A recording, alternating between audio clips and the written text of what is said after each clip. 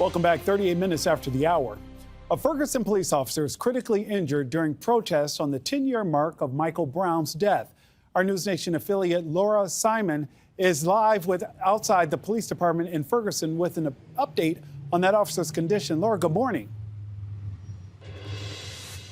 Good morning to you, Nick. Officer Travis Brown is still fighting for his life at this hour. 28-year-old Elijah Gant of East St. Louis is facing multiple felonies in this assault, but it all started after a peaceful gathering happened out here outside the Ferguson Police Department on the 10-year mark of Michael Brown's death.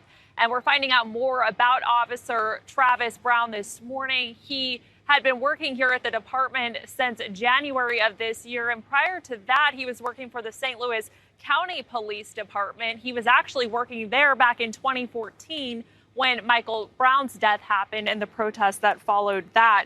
He also served on the front lines during that time. Ferguson Police Chief Troy Doyle holding an emotional news conference over the weekend detailing what happened on Friday night.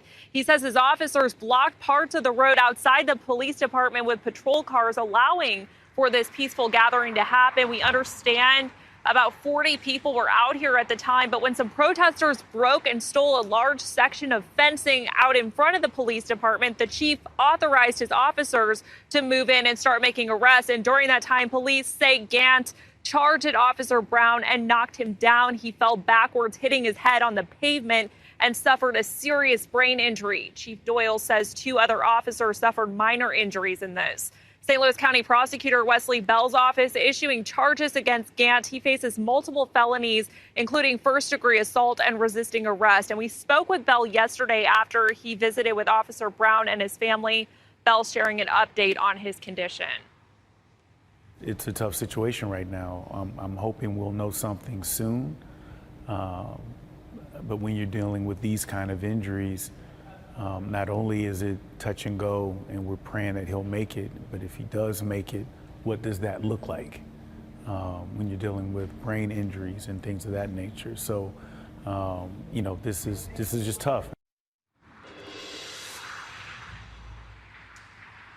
The St. Louis County prosecutor went on to emphasize he believes people have the right to peacefully protest, but when people start getting hurt, including police officers, and property starts getting damaged, those responsible need to be held accountable. We do understand that Gant is being held in jail on a $500,000 bond, and 4 other suspects were arrested facing charges including resisting arrest and damaging property.